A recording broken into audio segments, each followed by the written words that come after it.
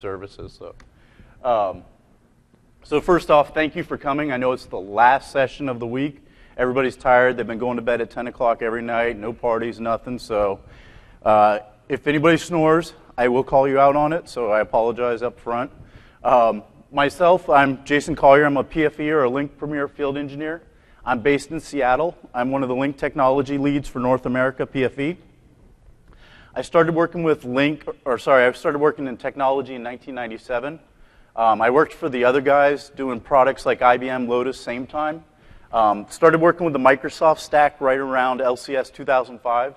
So I've seen this product come from just IM to a conferencing solution to a foray into voice to now the PBX replacement and now into what I truly believe is the total stack. So prior to joining Microsoft, a little bit about me and why I like archiving. I worked at Bank One, JP Morgan Chase, Wachovia, Wells Fargo, kind of the mergers and acquisitions. Anybody in financial services in here? So that's fairly common, right? You work at one bank, you get acquired, then your boss goes. So one of the critical things for us is archiving, right? It's not the sexiest feature. I can't get up here and say, hey, check out video on your phone where you can show your users and they're like, that rocks. But when we look at archiving in the product, in my opinion, it can make or break any solution, whether it's Lync or Exchange, is whether or not you have a compliant solution out there. So why are we here?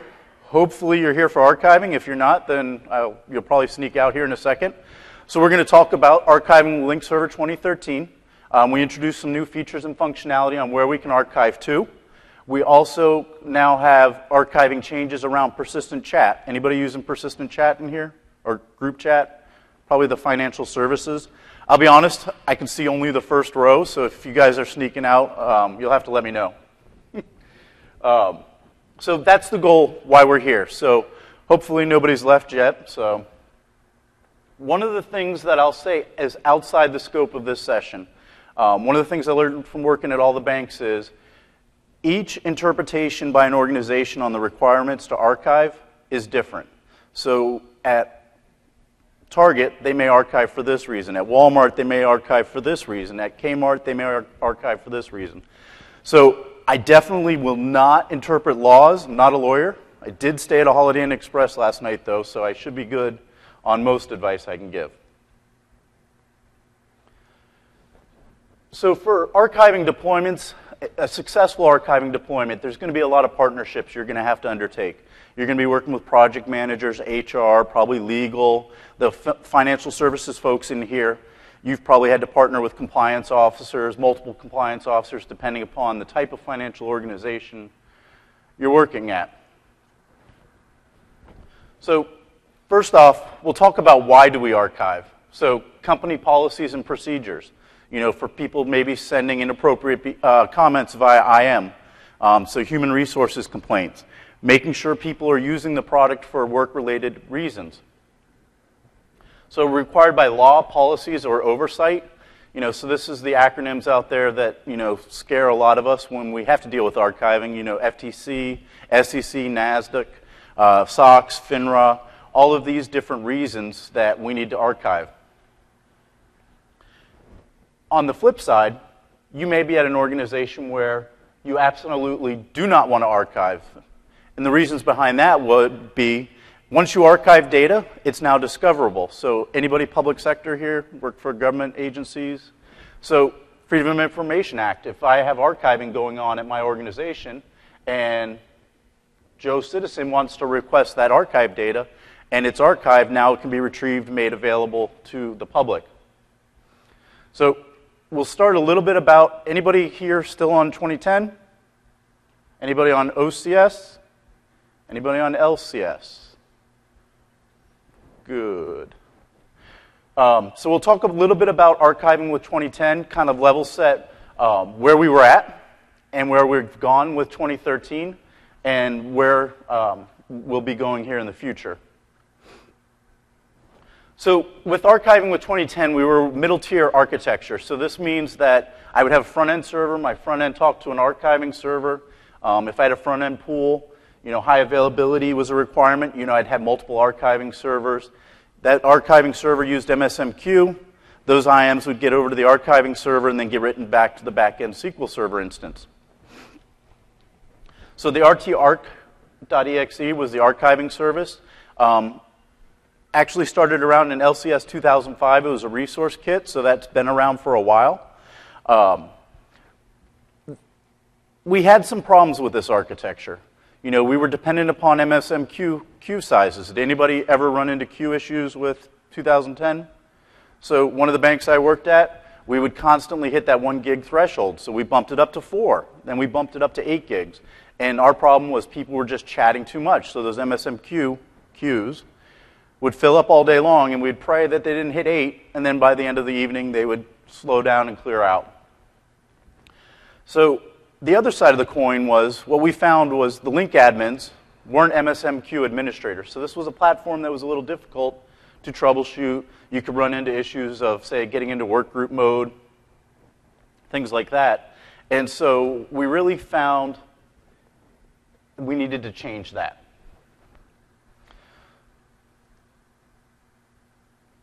So the first thing we've done, and you're seeing this across the Lync 2013 product as a whole, we got rid of the AV conferencing server as a dedicated role. You know, now it's no longer optional, it's consolidated. We're trying to reduce the footprint. So what we did was we got the archiving functionality co-located on the front-end server. So we got rid of the middle-tier architecture. We're reducing the size of your deployment. So that means costs, right? Physical or virtual servers, we're decreasing that for you. We also introduced something called, we introduced archiving to Exchange, so integrated Exchange archiving. This does require 2013 to archive to. So 2010, I had SQL as a choice. Now with 2013, I have SQL or Exchange, or I can say SQL and Exchange. So I'm going to talk about that in a little bit, but that really gets into some interesting scenarios where I may archive to SQL for everybody, but those users that are on in-place hold in Exchange, then their data is going to be stored in Exchange. It all depends upon your requirements. So as I mentioned, you can use both at Exchange archiving as well as SQL archiving. We've introduced support for SQL store mirroring. So this is the mirroring of the SQL instance that the archiving database sits on. The database name is still LCS log. You still cannot change it, so we still have the requirement that it has to be unique on that instance. Can't be multiple archiving databases per SQL instance. If you do SQL store mirroring, and this goes across the board for 2013, I always recommend a witness. The witness is obviously watching that relationship of the two mirrors, looking for unavailability of node A to tell node B, hey, you're now the master, you're now read-write versus read-only. So if you're doing mirroring, please do a witness. Without a witness, it becomes manual. Manual means you get paged. You getting paged is a bad thing. Well, you might not have a pager anymore, so you might get text messages. So new with 2013, we can now archive whiteboards and polls. There was much rejoicing.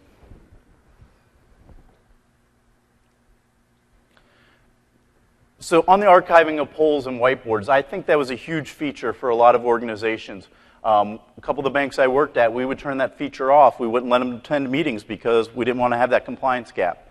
So I'm really happy that we added that. So with Exchange 2000, we started off introducing journaling, and as each release of Exchange has progressed, you know, we've modified, enhanced, and grown that feature and that functionality. So we looked at it and we said, you know what? All of these organizations are comfortable with archiving to Exchange. Let's leverage that. Let's give them an option and use that Exchange 2013 platform as the place we want to archive to. Good things for you, common experience for administration. Some problems you may have is the Lync admins might not be the Exchange admins, so you're going to have to talk. You can IM, you'll be fine. We don't have to talk on the phone. You leverage existing disk infrastructure, so we're not saying, let's go put a compliance repository in this other system and then a compliance repository in Exchange.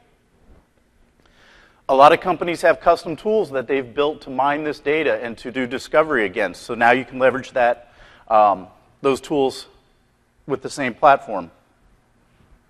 And then my most favorite, it's a consistent story, whether you're on-premise or in the cloud. You know, we're going to use Exchange Web Services. Doesn't matter where Exchange lives. We don't care. We'll archive to it. So far, we've talked about why we've archived. We've talked about some of the new features. So I want to talk a little bit about the integration options. I'll try to keep this going. I know you guys are probably hanging on by a thread, so bear with me. So really, we have two options right now to do archiving natively with Lync. The first option is the Lync Server archiving database, the LCS log. That's where I'm going to store all my archives in the SQL database. I have the file shares that are published on a standard or an enterprise edition pool where my content gets archived. So that's the conferencing content, files I've uploaded, the whiteboard sessions I've had, or the polls that I've had. So not discoverable or viewable. That's a big bullet point that I probably should have had in bold and put an asterisk right up there. So natively, you can't go do discovery unless you're a SQL guru and you can write SQL queries. At the end of the presentation, I'm going to give you a bunch of partner solutions that will leverage this database, as well as some free solutions. So we'll talk about that. You can also export from the archive database. We've got some PowerShell commandlets, so the Lync Server Management Shell we can use to export from there. So with Exchange 2013, we have something called in-place hold. And so what I can do is I can say if I've integrated with Exchange, I have an option to say if the user's on in-place hold, I want their IAMs automatically archived. So I'm not archiving everybody. So what that means is you have 10,000 people in your organization. You got 5 VIPs, or 5 executives that are on legal hold, or sorry, in-place hold. Their chats are going to get automatically archived in Exchange. I can also still be archiving everything else to the Lync archiving database, and then those 5 executives get their chats archived into Exchange. Priority, so one of the things you always have to be aware of is policies and which policies override. So Exchange becomes the authoritative source in this scenario. So the moment somebody goes on in-place hold in Exchange and we've got that feature enabled, they're now going to go to archive to Exchange. Really, you have 2 different interfaces that you can use for e-discovery, the first being the Exchange Control Panel, the second being the SharePoint 2013 Discovery Center. One of the things when I first started using this feature that really stumped me, and it's probably embarrassing to say how long it took me to figure it out, I did my test chats. I'm like, okay, I go to SharePoint Discovery Center. I had sent one conversation, I search, and I find it twice. I'm like, all right. Go back there, do it again, do it again, do it again. It took me about an hour to realize I was also searching the user's conversation history folder. So a little gotcha if you run into that. So talked about our archiving options. Now we're going to talk about what is and is not archived. So this is probably the most important information to level set with compliance officers, legal officers. We want to talk about and let them know exactly to the detail what conversations are archived, where a potential gap in their mind may be or may not be. So peer-to-peer IM conversations, so that's me sending an IM to Ben in our Dallas office. I send him an IM, that conversation is captured. I bring somebody else into the call, I bring Peter, we start chatting, we're having a 3-way conversation. All of that is archived. Sorry. And then conferencing content. So I'm talking to these 3 gentlemen. I upload a Word document and say, hey, I want to talk about this Word document. Now that Word document's going to be archived as well. I also talked about whiteboard and polls are archived. The big key here is it's the final state of the whiteboard. It's the final state of the poll. So we don't do snapshots every, say, 5 or 10 seconds. It's the final state. So one potential gap is if you have a smart user, they may erase the whiteboard at the end of the meeting, or they may change the poll content at the end of the meeting. So what's not archived is peer-to-peer file transfers. So if I fire up my IM, I find my buddy Ian, I send him a file, that file is not going to be transferred or not archived, but the file name will be captured, so we will note the file name that was transferred during that session. So audio, video for peer-to-peer instant messages or conferences. Anybody in here have a requirement to archive audio? So we do have partner solutions. I've got a link down here that's in the presentation. Most notably, AudioCodes has SmartTap. NICE has a solution as well. All of these are listed on our Open Interoperability Program website. So application sharing. So I fire up the Lync client. I share my desktop. We're using the RDP protocol. That is not being archived. So what's being displayed on the screen is not going to be recorded. Persistent chat conversations. So we don't archive persistent chat as part of the Lync archiving, where I can choose SQL or Exchange. We have our own options with persistent chat, and we'll talk about that in a couple slides.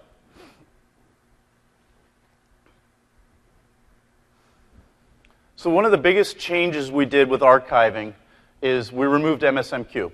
So we had queue size issues that we had to deal with. We basically looked and we said, you know what, MSMQ is not working for us. Let's recreate it. So we created something called the Lync Storage Service. You'll see it sometimes abbreviated as LYSS. Some folks on the phone you'll talk to will refer to it as lists. So really the Lync Storage Service is a framework that we use to integrate with Exchange. So these are things from the Exchange data transport on the left, talking to the Exchange server. Also, we have the SQL data transport, which is going to the archiving database. Anybody use centralized logging service yet? So we have a scenario for lists. So if you're ever troubleshooting archiving, you can troubleshoot that scenario. So storage services, I mentioned, we're using this to talk to Exchange, things like the high-definition photos for the contact list. Maybe you have users in your organization that want to leverage that feature. Also, the Unified Contact Store. So the Unified Contact Store is storing my contact list in my Exchange mailbox versus the Lync backend SQL database.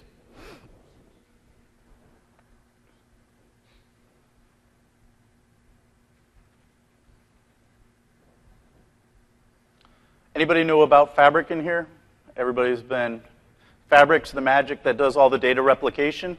So really, Fabric's strengths are in archiving, in my opinion.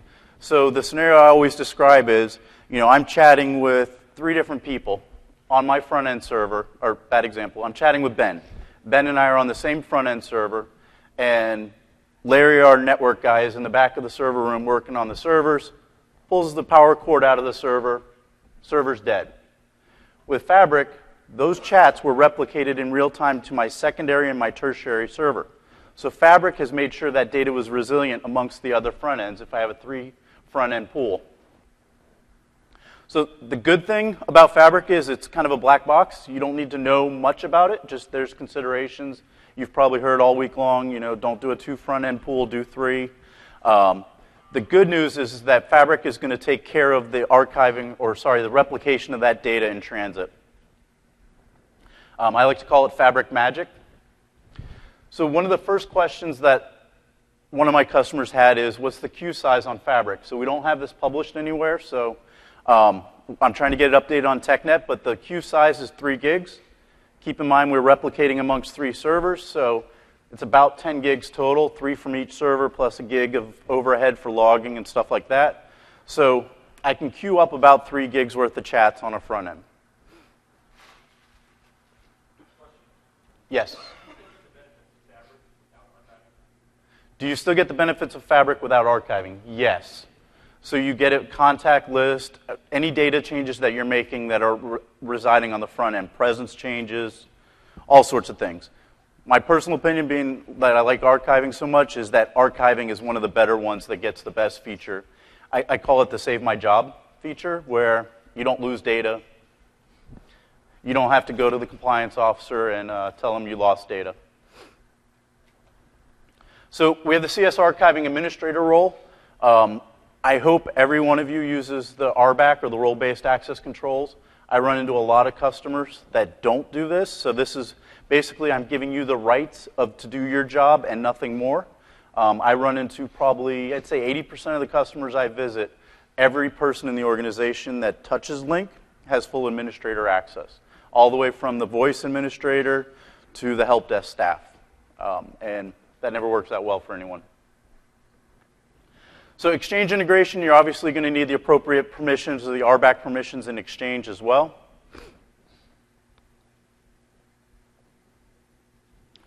So archiving with SQL, we'll talk about this really quick. So as I mentioned, the archiving server role was deprecated. That middleware is gone. So my front-end server, I still have that RTC serve, is now acting as my archiving agent. In 2010, that was the RTC ARC, which, as I mentioned, came all the way back from LCS 2005 days from the resource kit. So we have these items on the front ends called a Unified Data Collection Agent, or UDC agents. So they're responsible for capturing all IM and conferencing data. They're installed automatically. They're running by default. As I mentioned, we have full support for SQL mirroring. Everybody's going to do a witness if they're doing mirroring. Other key thing to keep in mind is, and this is a good cost save, is your witness does not have to be an enterprise edition of SQL or a standard edition of SQL. It can be SQL Express. You can share that SQL witness against multiple mirrors. It's up to you if you want to do that, and depending upon the size of your organization and the complexity of your organization. So as I mentioned, LCS log database. The database is hard-coded. You still cannot change that database name. And then MSMQ has been replaced by the Lync storage service. So you probably noticed when you're building a 2013 server, that's no longer part of the software prerequisites. However, unless you're doing persistent chat. So persistent chat still requires MSMQ, and we'll talk about that in a little bit. So putting it all together, we've got the archiving agents, the UDC agents on the front-end servers, whether it's an enterprise edition or standard edition server. They're installed and activated automatically, and they're actually capturing data regardless if you have archiving enabled or not. That's how we're able to replicate that around, and we evaluate whether or not you have archiving against that data in that cache. And we'll talk about that cache in a little bit and how long that cache stays around. So data storage, SQL Server Store, SQL Server 2008 R2 and higher is supported. If you do a standard edition, anyone in here have standard edition deployed? You cannot archive to the standard edition server. Topology Builder will prevent you from doing it, so you will need a dedicated SQL instance. So file storage is required for archiving regardless of data storage. So I need that file store even if I'm going into SQL Exchange or SQL and Exchange.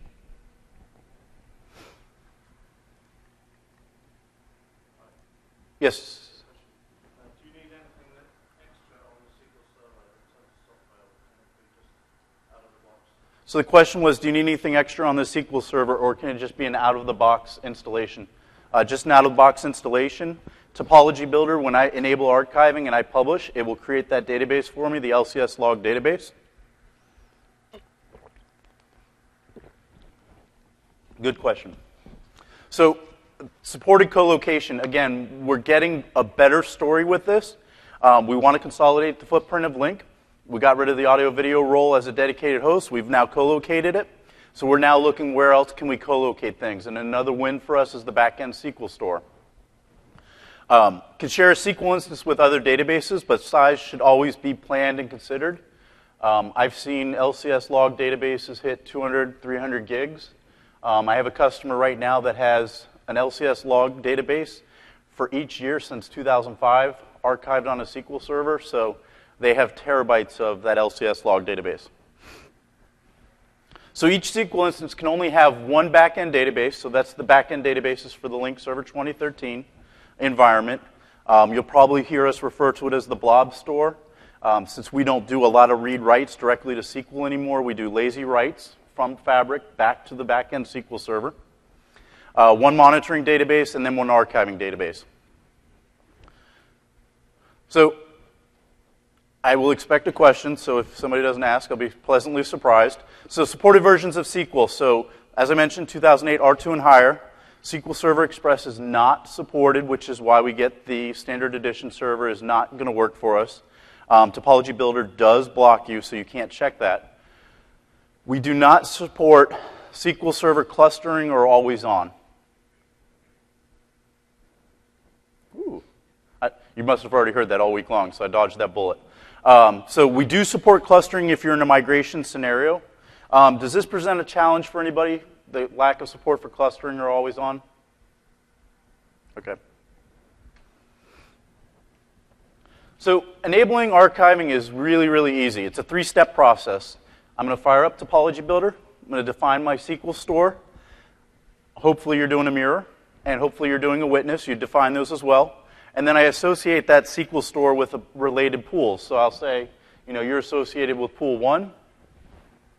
And then I fire up the Lync Server control panel and or the Lync Server management shell, and I enable archiving. And I determine, am I going to archive for internal, external, or both? So I'm having a lot of blue screen issues on my laptop today, so I have a lot of screen caps in here to show this.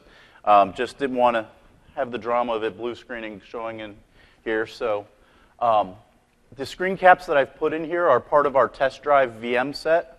You might remember our 2010 VM set that was on TechNet, or is on TechNet. The 2013 test drive set is coming very, very, very soon. Includes everything: SQL, Exchange, SharePoint, the Office Web App Server, full, complete environment. And it's what most of the demos were based off of here. So here you can see I've named my instance. Archive, I've selected it's in a mirrored relationship, and I've kept the default port of 5022. And here's where I'm associating the SQL store. So right now I've right-clicked the pool, standard or enterprise, and I've said I'm going to enable archiving by checking this checkbox. And then here's my SQL store.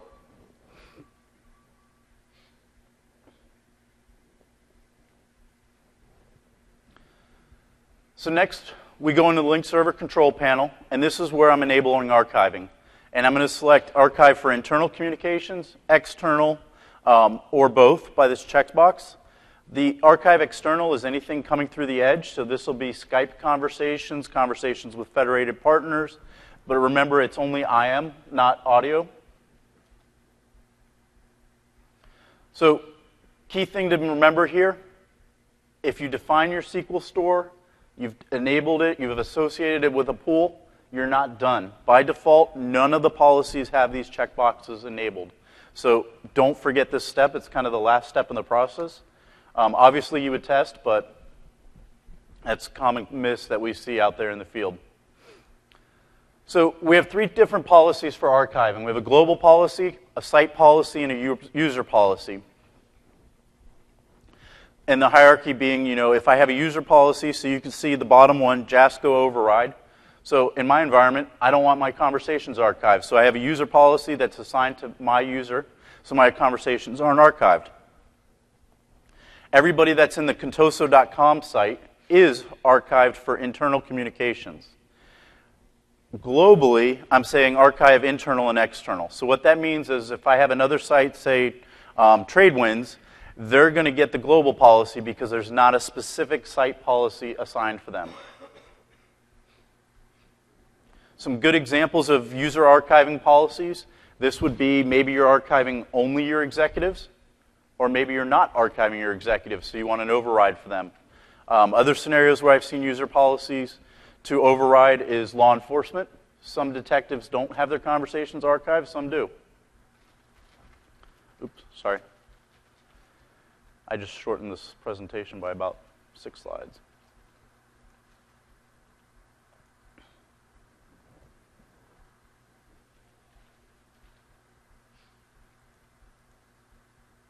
That's going in the feedback. So we enhanced the options a little bit when configuring archiving. We added the ability to set the archiving settings at not only global, site, and pool. So what we did in 2010 is we could only set this at the site level. So what users would do is, or engineers would do, is they'd get creative and they'd say, okay, fine, I'll just go create a new site, even though it's the same data center, and put a pool over there. And it got confusing and run into issues with doing things like call admission control. So that was a really requested feature, so we added that. So you'll see right here the second option, it says registrar. That's my actual pool, so the name 2013-Lync-FE.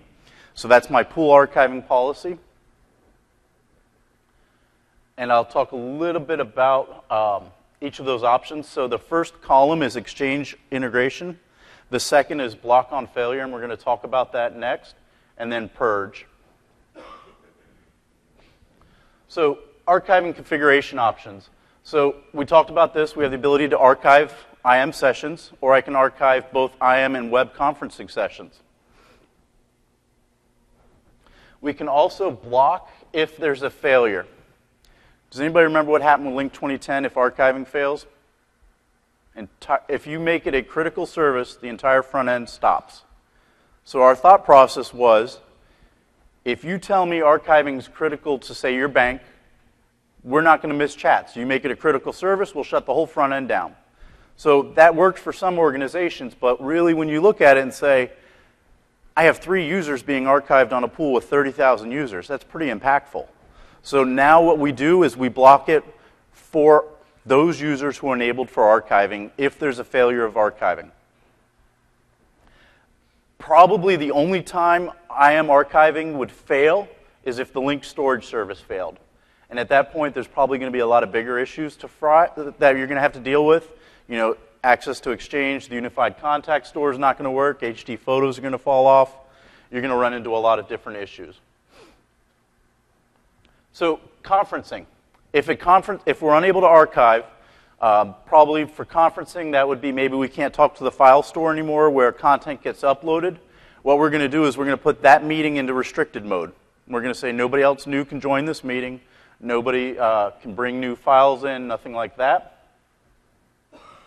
And then the other caveat, no new conferences can be activated. So we don't want to open a new risk. So until that service is recovered, we're going to block new conferences. Now, one of the cool things about this is with 2010, when archiving failed, my queues backed up, they were at 8 gigs. I would restart MSMQ, I'd have to go restart the front end. It was very impactful. So what we do is we recover the Lync storage service automatically. We remove the block. We automatically recover. There's no reason to get paged or nobody to intervene with the actions.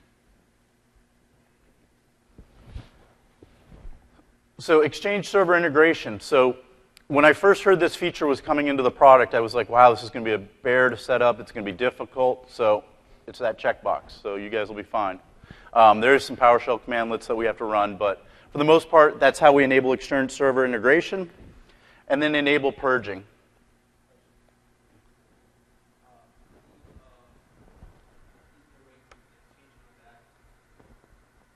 I didn't hear the question. So we don't care what your Exchange 2013 is deployed on, as long as we can talk to Exchange web services. We're totally unaware of anything in the back end, we being Lync. So the question was, can we integrate with Exchange on DAG? So archiving, so the minimum we could specify here in this little, I don't know what you call that, combo box. The minimum is 1 day. The max is 2562, so 2,562 days, which is 7 years. Somebody's backing up. Purge exported archiving data. We are not purging data from Exchange. So if you're archiving to Exchange, Lync will not reach out and modify Exchange mailboxes. So that's a big question we run into a lot. The only qualification for that, however, is conferencing data. We will purge the conferencing data once it's archived into Exchange.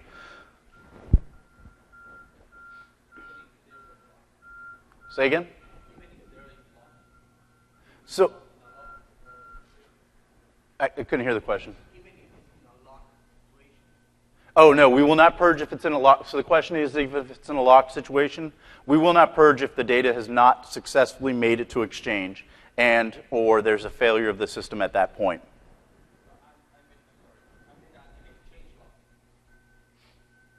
Log or lock? I'll probably take this offline with you afterwards to make sure I'm understanding your question. But we will purge the data once it successfully resides in Exchange. So as long as it's made it to Exchange, we're going to purge it from the file system. But I'll talk to you offline just to make sure I'm understanding your question properly. So archiving with Exchange 2013. How many people in here wear the Exchange and Lync hat? So pretty common. So this will be easier for you guys since you'll basically be working with yourself to get this working. Talk a little bit about the Exchange 2013 architecture. I know this isn't an Exchange session. So we'll go through this really quick. So we really have two roles now, client access server and the mailbox server role. All the other roles that we used to have now are referred to as services. The client access server has the client access front end and the front end transport, which is where Exchange now has moved into. So we have the unified messaging call router service, which is responsible for handling all those incoming SIP messages and SIP redirects. The routing logic is now on the client access server, so this is where it's redirecting to the mailbox servers.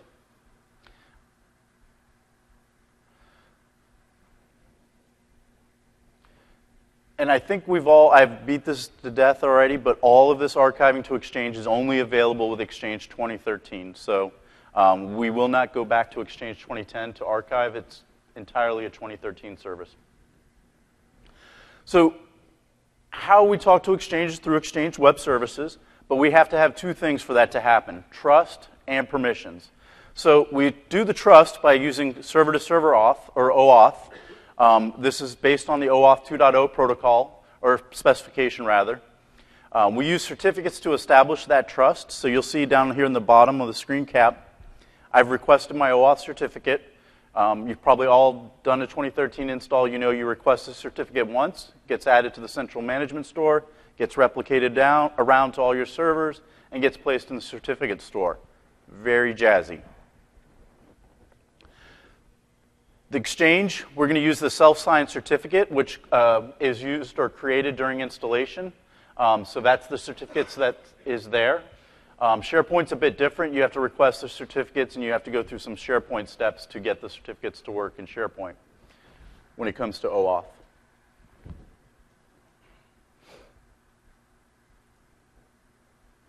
So here you can see the partner application that I have defined inside of Lync. So I ran the get-cs partner application. I can see the partner app is Exchange, talking to AutoDiscover.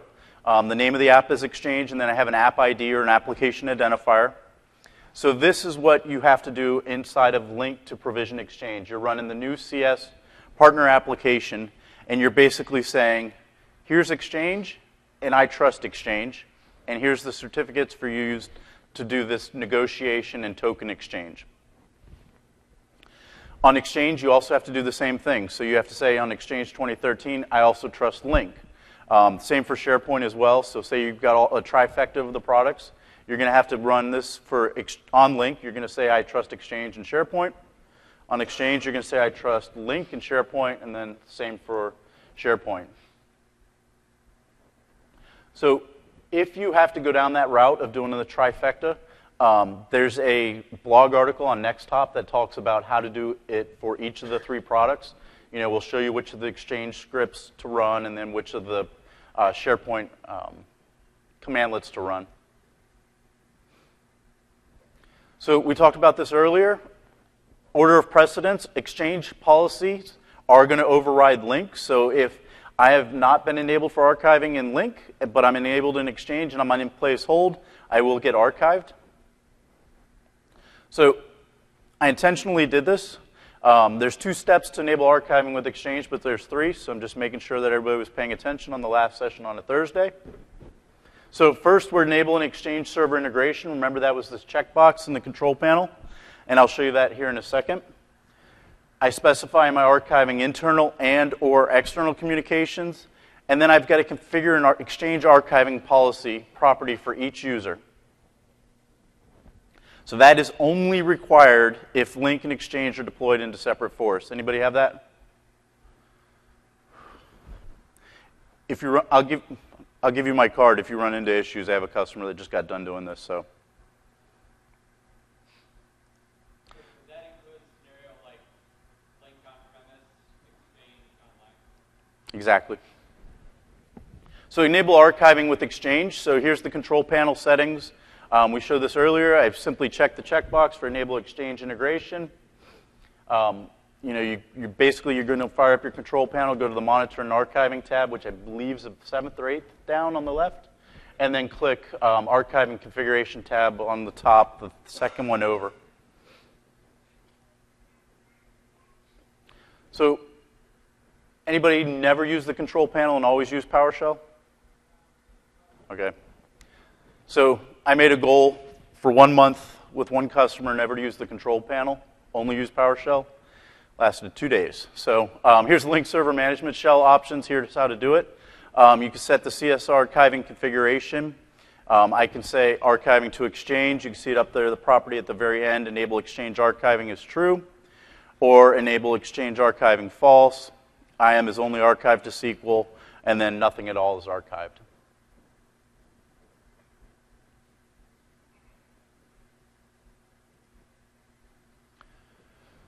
So enabling individual users to archive to Exchange, we have a concept called uninitialized. And what that means is archiving is based on the in-place hold setting that is set in Exchange. So what happens is we see in-place hold enabled equals true. The user replicator, part of the address book service, goes out, looks at the user object and says, whoa, Larry's now enabled for legal hold. I'm going to update my backend SQL database to let Lync know that Larry needs to be archived based on an Exchange policy. The second option is to use Lync archiving policy, which is archive in Lync rather than Exchange. No archiving. And then the last option is to archiving to Exchange. So what this means is, top is I'm putting somebody on legal hold. Only that person's archived. Second is I'm going to archive everything into the Lync SQL database. Third, nothing is archived. Fourth is I'm archiving everybody in my enterprise to Exchange, regardless if they're on in-place hold, legal hold, etc.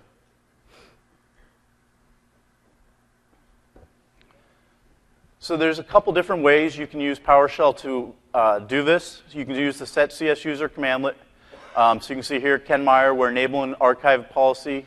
We're going to archive them to Exchange. Here's where I'm running a commandlet to see all my users that Exchange archiving policy is not equal to use Lync archiving policy. I want to get a list of everybody that's not enabled for archiving. Probably a pretty popular request at customer sites. Third one is I want to see everybody that's on this pool who is, or I want to get all users on Alt or Atlanta CS001. And then I want to set them for archiving. So basically, everybody that's on this pool, I'm going to enable for archiving.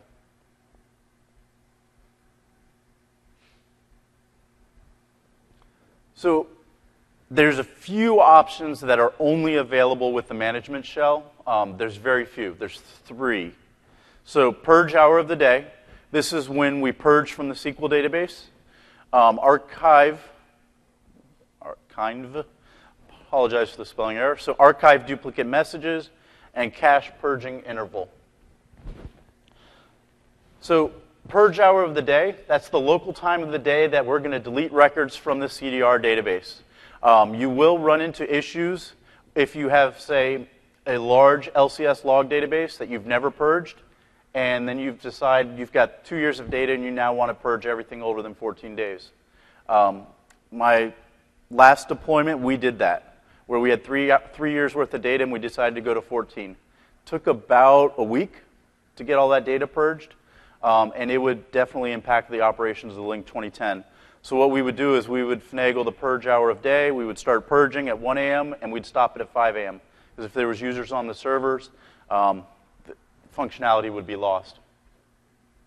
So that purge hour of day, is that the time until is that 2 hours that you can purge, or is it starting at 2 a.m.? It's the time of day, and it's specified in a 24-hour format. So that is saying 2 a.m. So if I wanted 11 p.m., it would be 23.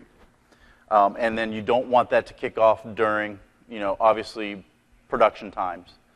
So it'll stop once it's purged the equivalent number of days. So right here, I'm only keeping days archived for 14. So every morning at 2 a.m., I'm going to purge the chats that are 15 days old. So the issue we ran into is we used to have it set at like 900, and we changed it to 14.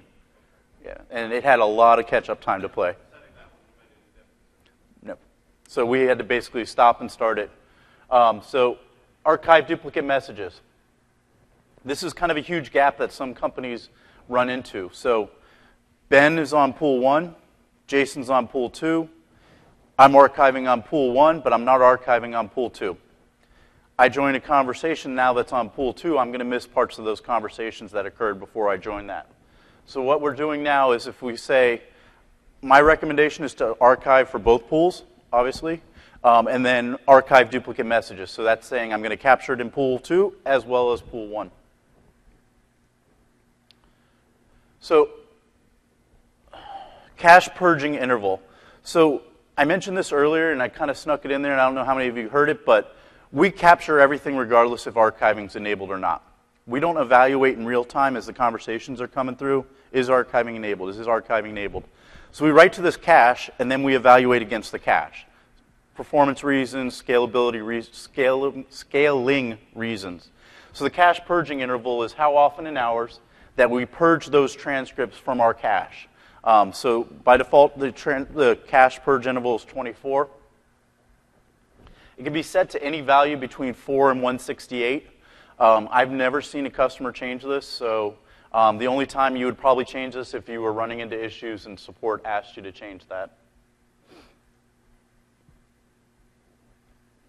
So I went through this, so I'll go through quick. So purge hour of the day, mentioned value uses military time, default is 2. If I was going to use a 10 or 10 p.m., it would be 22? 22? Good thing I was in the military. It was many, many, many moons ago. So archive duplicate messages, conversations span 2 pools, users on pool 1, user 2 on pool 2. Archive both sides of the conversation if set to true. Otherwise, we're archiving just the organizer of the conference or the conversation. And then cache purging interval. So range is 4 to 168 hours, default's 24. You're probably never going to change it. So disclaimers. So disclaimers are important. So I like to say, when you get on a Lync call and it's recorded, what's the first thing you hear? Some parties in this call may be recording this meeting. So it's good business to say, hey, I'm capturing this conversation. So archiving disclaimer. So you can enable federation with public IM connectivity, and then I send archiving disclaimer to federated partners. So you can see in this example, I chatted with a gentleman from Wells Fargo, and you can see the disclaimer came in at the top, warning parties in this conversation may be archiving this message. I believe this was at the Lync conference, right?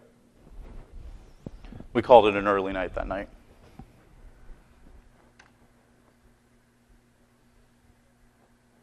So accessing the data. So what was the big key we have with SQL? We have no easy way to discover it out of the box. The very end of this presentation, I'm going to show you what I call some cool tools to get to it. If you want kind of a GUI-based interface, where it is now is you're basically going to use commandlets to export. So you're going to use the export CS archiving data commandlet from the Lync Server management shell. What it does is this pulls the data from the SQL database and it writes it to an EML file. Our thought process here is you're probably putting it into some email repository. So we write it as an EML file, and then we say, you as the customer can figure out how you want to process that. My first LCS 2005 deployment, we took those EML files, and my manager at the time wrote a little utility to route it to Exchange. And that's how we archived those conversations from the LCS log.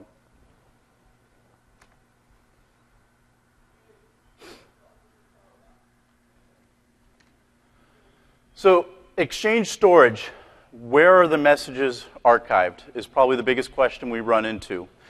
So when we enable Exchange integration, the Lync Server deposits the archived content into the Exchange 2013 store. We're using Exchange Web Services to get there. And then the archived data is stored in each individual user's mailbox. So that means Jason's archive is in his mailbox, Larry's archive is in his mailbox, Ben's archive is in his mailbox. So this screen cap I used right here is EWS Editor. Anybody use that? It's been moved to Codeplex. I just caught that about a week ago. So it's not on MSDN anymore. But this basically lets you peek into the user's mailbox. So we put it under mailbox recoverable items purges. So what that means is the user cannot get to it. Obviously, this is not a user tool. This is an administrative tool. The value of this, in my opinion, is you want to use to validate that your chats are making it to Exchange. This is your best method. Second, Exchange control panel. Third, SharePoint discovery, as part of your deployment. So, persistent chat. I saw 5 hands on group chat. So persistent chat has a bit of a different story for archiving. Sorry. So we made quite a few changes to persistent chat from the group chat days. It used to be what we would call kind of a second-class citizen. So now we're advertising persistent chat as a first-class citizen. It's part of Topology Builder. It's part of the installer. We got PowerShell now. We've got it in the control panel. All of these things we didn't have with group chat. We had our own install. We had our own certificate process. We had our own maintenance applications. So for compliance, the biggest change we made was with group chat. I would say I have 3 group chat servers in a group chat pool. I'm going to make server C my compliance server. So you had a single point of failure if you lost server C. You no longer had a compliance server. So now what we do is we run the compliance service on each persistent chat server. So each server has its own compliance service running on it that then talks to the backend SQL store. So we gave a bit more resiliency, no single point of failure on archiving on persistent chat. What I love here, very similar process to enabling it for the front end. I'm going to define for a front end or a standard edition pool. I still just pop up Topology Builder. I define a new SQL store. Same caveat being, we'd love for you to mirror it and love for you to have a witness. And then I associate it in the Topology Builder.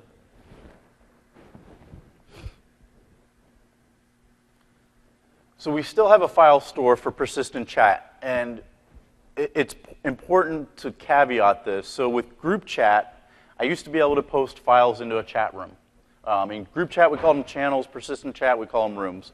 So with the group chat client, 2010 group chat client, against a persistent chat 2013 server, I can post files. I cannot do that with the Lync 2013 client.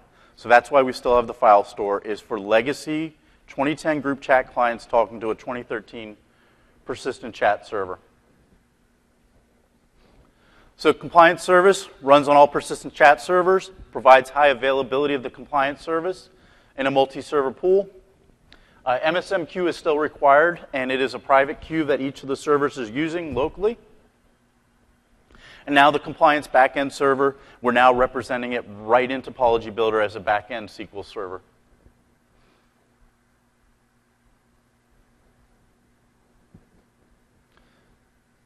So one of the things we used to do with 2010 group chat was if I processed my archived data, it was only processed once. So what that meant was if I run an export, I can't run an export again of the same data with a different adapter. So with group chat and persistent chat, we have adapters, which are basically style sheets that say, I want to format my export in this format. So now what we also do is we allow you to run multiple exports using multiple adapters against the same data. So common scenario might be you have, trying to think of the name. You have compliance system A that needs this format. Compliance system B needs this format. And you have users that are, say, fixed income traders in compliance system A, and you have, front office users in compliance system B. So you need to run a different transport or a different style sheet for each of those. So we used to have these style sheets, and we'd ask you to modify the style sheets, and you'd have to associate them in group chat. Now we let you do this directly with the PowerShell commandlets. I'm going to scream through the next couple slides because we're a little bit behind. So we have the get CS persistent chat compliance configuration. It's got the 3 verbs, new, get, set. Here's where I'm going to define the adapter name. So this is the adapter that I'm going to use for the compliance exporter. You can write your own, or you can use the ones that are out of the box. I can set the output directory, so where my data is going to be exported to. So that might be a local files folder on the SQL server, or it might be a remote file share. And then the type of the adapter. So this is basically the .NET managed type that this is going to be used.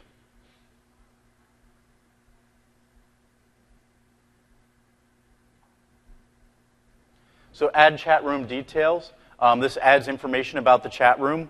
However, that's going to substantially increase the size of the export, so it's very important to keep in mind if you're storing these for archival view or if you're mailing them, you're going to substantially increase the size of the export.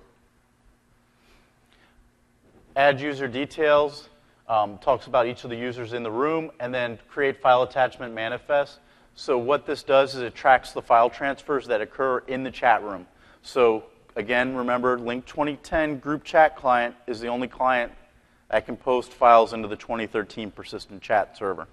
So if you have 2013 only deployed, then you probably will not have those file attachments unless you've used like the persistent chat SDK to write something custom to get them in there.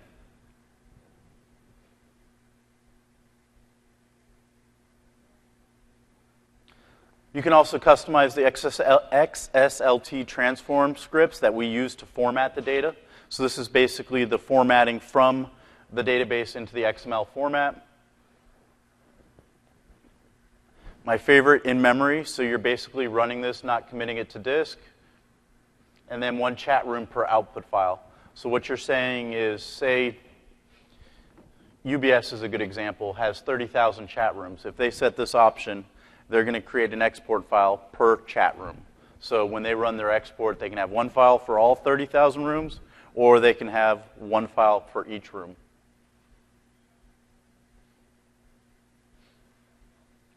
This mouse wheel is killing me. So run intervals, amount of time that we're going to wait before generating the next output file. The default is 30 minutes. And I believe the high side of that could be 24 hours. And then run interval can be set between 1 minute and 30 days. Default value is 15 minutes. If you set it at 30 days, you're going to have to process 30 days worth of chat rooms. So if you have a very busy chat room, that commandlet's going to take an extremely long time to run.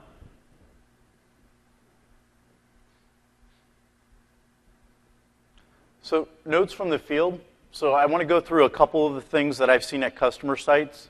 So we'll go through each of these. These are kind of like, hey, this is a gotcha we've seen here, gotcha seen there. So I talked about using Exchange storage and SQL storage together. We really don't want that to be your long-term strategy. We want you to pick one or the other. So we support that, but we try to say we only support that in a migration scenario or an interim basis. So it's not encouraged to do that as a long-term design system. So SQL Store is not designed for long-term retention solution. You will see issues once you start getting into these larger databases. The database becomes unwieldy. It becomes hard to work with once you're at a large size. So I talked about the customer archived a year's worth of data and then tried to enable purging and had negative side effects from that. So you had to purge in chunks to prevent those outages. This one, not from the field, but from me, SharePoint Discovery Center results are duplicated. You're going to see this because we're searching the conversation history folder as well as the archive that's in the user's mailbox.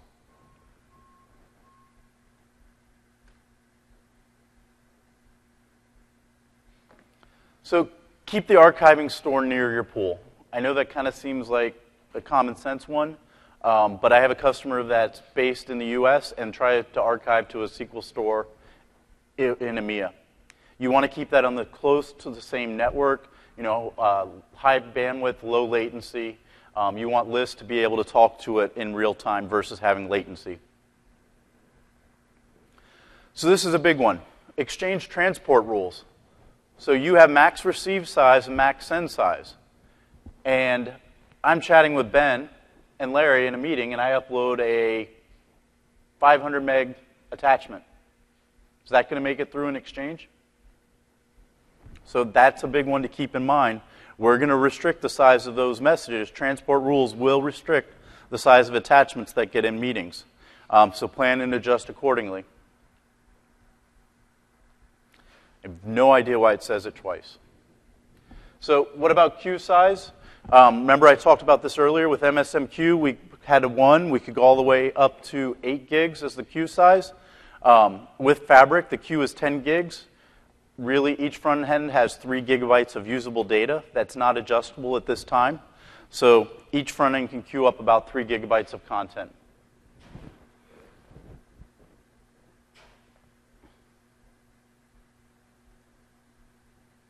One other solution that I just saw last week, or one other issue I saw last week, was in an audio conference with multiple users in there, and we were chatting.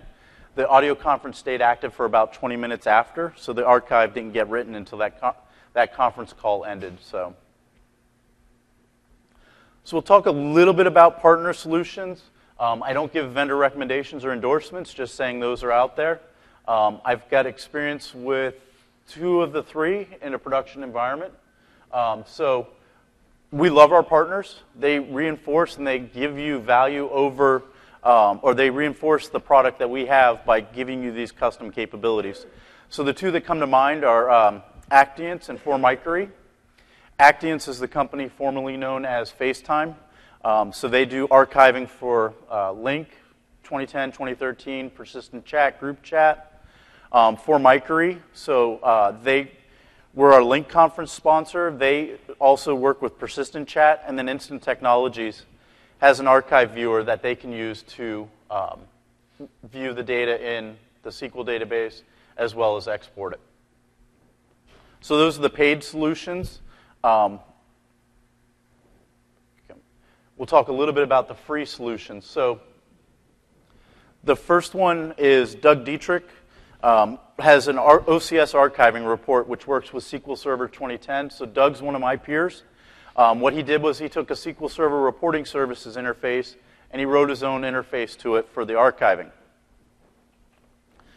The second is the OCS IAM archive viewer. So you'll see that it only works with Lync Server 2010, only views IAMs sent, so IAMs to Ben and I, but conferences with Ben, Sally, and I are not going to be retrieved.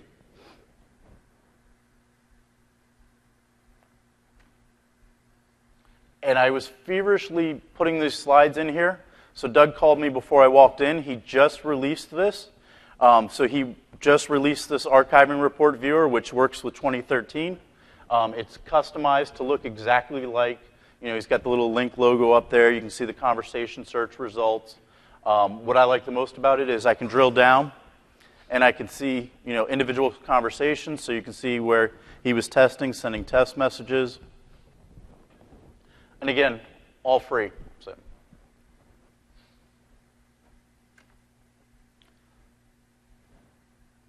So quick resources slides. Everybody's seen this at every session, so I'm not going to put you through that. So we really need you to fill out an evaluation. So you'll see there's a scan tag on the outside of the door, I believe, or you can scan it off maybe the presentation. But if you complete the evaluations, you're entered to win an Xbox 360, Best Buy gift card. I think that's because we look like Best Buy employees in the blue shirt and khakis. And then some cool Microsoft swag. So we have about 10 minutes for questions and answers.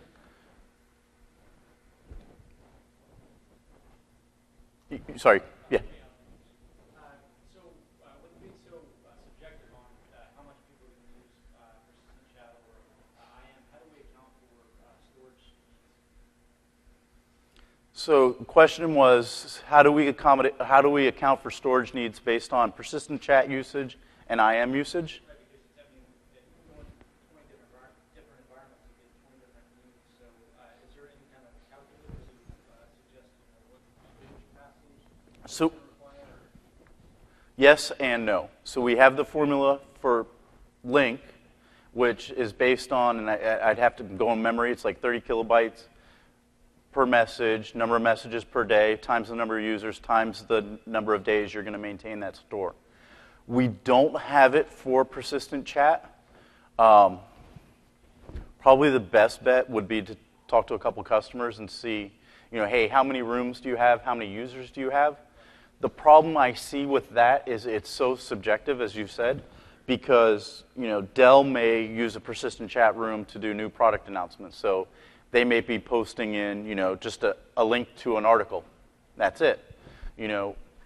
Microsoft might have a persistent chat room where we discuss persistent chat. And we have one. And that is a very, very active chat room. So there's thousands of messages a day. So it's a tough one to answer. The one thing I've always done is oversize, especially if you're using, SAN. You can always grow the disk dynamically if that's an option. But you're probably talking, if you're doing it years of data, 10,000 users, you're probably looking at 100 gigs, 50 gigs. But again, it depends. Yes, sir. When you have the purging of in that dialog box, when data is purged from SQL Server, is that a soft delete or a hard delete? So the question is, when the data is purged from SQL, is that a soft delete or a hard delete? I'm 99% sure it's a hard delete. Yeah, it's gone. Yes, sir. Why are linked messages being archived to exchange subject to size limits? I thought EWS putting it straight into the purchase folder. It's not going to. So the question is, why are the transport rules being applied to the messages coming into the Exchange mailbox? I don't know why. I have that question open to the product group. So we do what's called an RFC, or request for clarification, to say, why does this work this way, and or is it potentially going to be changed? So if you come up here afterwards, I'll give you my card. I'll follow up with the two product managers when I get back, and I can find out why. But that was the biggest gotcha that we found. Second question. If the messages from Lync are going into the purchase folder, that means they're subject to the deleted item retention period. Is that right? Yep. So you have to adjust your mailbox management policies if you want to purge or not purge from those folders.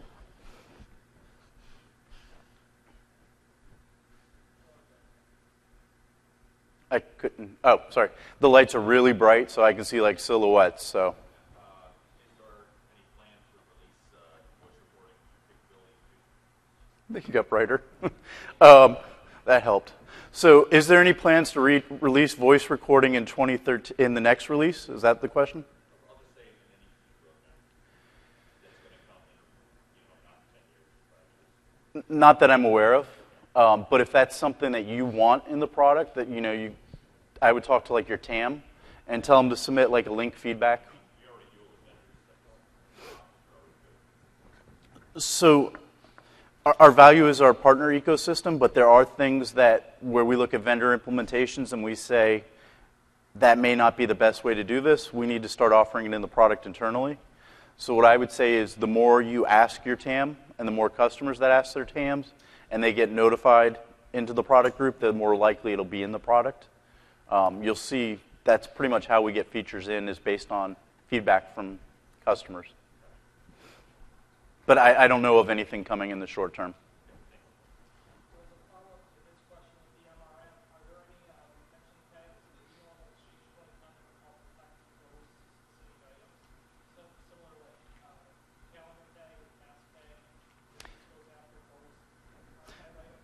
So the question is, are there any tags that we can use to protect that data from mailbox retention? So I'd have to check on that. I don't have that off the top of my head. I'm pretty sure there is, so come up here afterwards, I'll give you my card, and then email when I get back. Otherwise, we just follow the all other folders policy? Yes.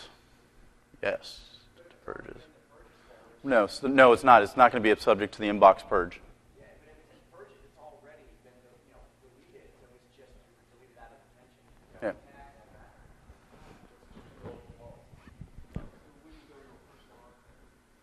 No, it goes just to the same place that every other message. If a user deleted items, Purged. it goes to purges if you're using single item recovery or replace whole. This is going directly to the same place. Which is potentially unfortunate that you can't treat them differently.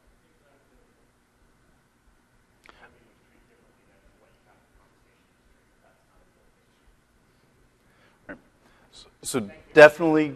I don't actually need to know about the transport. Our size limits are larger. We just saw that. We were just curious. Yeah, I have the same exact question of why, since it's not a mail message. AWS is dropping it in there. Why is it subject to a file size? So, yellow light. Any more questions? All 10 of you in here? I'm surprised this was a larger crowd than I expected last session of the day. So, yes, I paid everybody. Please come up. I will. Please don't tell me that was recorded. All right, thank you.